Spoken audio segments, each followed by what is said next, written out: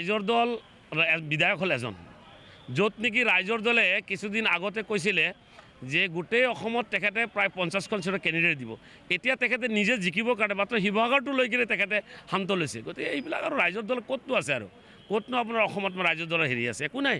গতিকে দলগাঁৱত তেখেতসকলে যদি এলায়েঞ্চ কৰি দিয়ে এইটো হ'ব আৰু দেখা যাব কি হ'ব, এইটো পিছত দেখা যাব। গম পায় নহয় ৰাইজৰ দলৰ নেতা কি কৰে। বিজেপিৰ পকেটত আছে, হিমন্ত বিশ্ব শৰ্মাৰ পকেটত আছে। দলগাঁৱত কি হ'ব জানে আপোনালোকে? কংগ্ৰেছটো মই আগৰ পৰা কৈ আছোঁ যে কংগ্ৰেছে যদি আপাৰ আছাম, বৰাক ভেলী, ডিমা হাছাও বা বিটিএডি কাম নকৰে, মাত্ৰ যদি মুছলমান এৰিয়া টাৰ্গেট কৰি কাম কৰি থাকে, তেতিয়াহ'লে বিহাৰতকৈ বেয়া ৰিজাল্ট হ'ব। সেইটোৱে আৰু বেলেগ কথা নাই। আৰু এইবাৰতো আপুনি দেখা পাই আছে মাইনৰিটি অঞ্চলত UDFৰ উত্থান। গতিকে মৌলানা বদৰুদ্দিন আজমল চাহাবৰ প্ৰতি মানুহৰ আস্থা বিশ্বাস বৃদ্ধি হৈছে।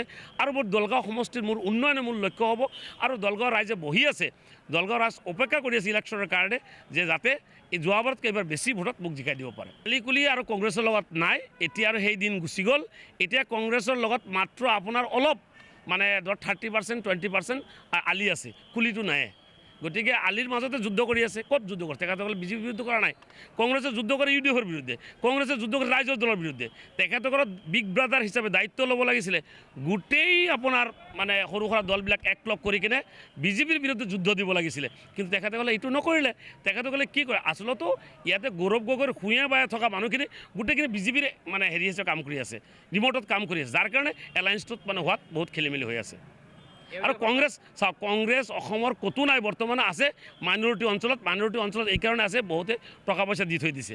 আৰু মাইনৰিটি অঞ্চলত তেখেতসকলে এৰিব খোজা নাই এইকাৰণে, যিহেতু কেণ্ডিডেটসকলৰ পৰা টকা লৈছে, সেইকাৰণে ৰাইজৰ দলক দিব খোজা নাই। ৰাইজৰ দলে মাত্ৰ 2খন চিট খুজিছে, দিলেনো কি সুবিধা আছে?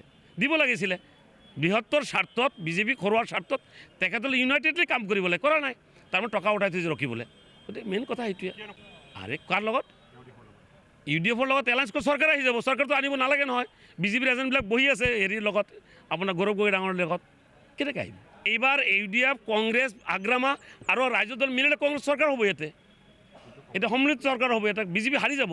গতিকে বিজেপি যাতে হাৰিব নোৱাৰে, সেইকাৰণে গৌৰৱ গগৈৰ ছাইডে থকা শুঁয়ে বায়ে থকা ব্যক্তিখিনি মানে হিমন্ত বিশ্ব শৰ্মাৰ ৰিম'টত কামবিলাক কৰি আছে, যাতে এলায়েঞ্চ কোনোপধ্যে ছাকচেছ হ'ব নোৱাৰে। নাই, সংখ্যালঘু ৰাইজে বিজেপিক কোনোদিনে ভোট নিদিয়ে, এইটো ফাইনেল। সংখ্যালঘু ৰাইজে এইবাৰ ভোট দিব, তালাচাবিত ভোট দিব, মৌলানা বদৰুদ্দিন আজমল চাহাবক ভোট দিব। এইটো চাওক, আমি এই কথাটো আগৰ পৰা আমাক এজেণ্ট কৈ তেখেতসকলে নিজে এজেণ্ট, আমাকতো বি বুলি কয়, তেখেতসকলে আপোনালোকে দেখা পাইছে। মৌলানা বদৰুদ্দিন আজমল চাহাবে আজিৰ পৰা 2 বছৰ আগত কৈছিলে যে ভূপেন বৰা ডাঙৰীয়া বিজেপিৰ মেইন এজেণ্ট, তেতিয়া মানা নাছিলে। আৰু ভূপেন বৰা প্ৰেচিডেণ্ট হোৱাৰ লগে লগে আমাৰ লগত এলায়েঞ্চটো ভাঙি দিছিলে। তেখেত মানে ৰিম'ট কণ্ট্ৰল আছিলে হিমন্ত বিশ্ব শৰ্মাৰ ডাঙৰীয়াৰ হাতত, আৰু যাৰ কাৰণে আজি বিজেপিলৈ গমন কৰিছে। কিমান ডাঙৰ ডাঙৰ নেতা, কিমান বিধায়ক বিজেপিলৈ গমন কৰিলে চাই লওক আপোনালোকে। গতিকে ৰাজ্যসভাতো আমি শুনক, ৰাজ্যসভাত এইবাৰ এটা চান্স আছিলে যে আমি বিৰোধীয়ে এজন ব্যক্তি পঠাব পাৰিলেহেঁতেন।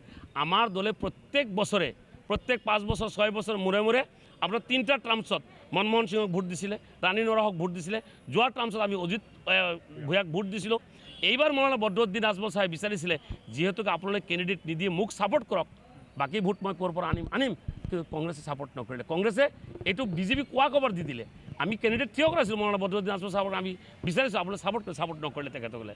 গতিকে আল্টিমেটলি আমাক ছাপোৰ্ট নকৰাৰ কাৰণে বিজেপি সুযোগ পালে, বিজেপি বিনা কণ্টেষ্টত জিকি গ'ল। এইটো কংগ্ৰেছে কৰিলে, আমি ক'ত কৰিলোঁ? চাওক, এই কথাটো আপোনালোকৰ ভুল ধাৰণা। আমাৰ দলৰ পৰা ছাছপেণ্ডেড হোৱা এতিয়া বসন্ত দাস কংগ্ৰেছৰ পৰা আছিলে, কংগ্ৰেছত আছিলে, ছাছপেণ্ড কৰিছে, গুচি গৈছে তেখেতে। গতিকে কিমান সুশান্ত বৰগোহাঁই গুচি গৈছে, আপোনাৰ হেৰি গুচি গ'ল, শশী গুচি গ'ল। আমাৰ ক'ত গৈছে? আমাৰতো ছাছপেণ্ড কৰিছোঁ আমি। বিজেপিৰ লগত হলিগুলি কৰাৰ কাৰণে জাকিৰ হুছেইন লস্কৰ আৰু নিজামুদ্দিন চৌধুৰীক কেতিয়াবাই ছাছপেণ্ড কৰিছোঁ। সাজুৰ লগত আপোনাৰ বিজেপিৰ হলিগুলি থকাৰ কাৰণে সাজুকো আমাৰ দলৰ পৰা ছাছপেণ্ড কৰা হৈছে। ছাছপেণ্ডেড মানুহ ক'ত যাব, ক'ত থাকিব, সেইটো আমাৰ লুকআউট নহয়, সেইটো তেখেতসকলৰ লুকআউট।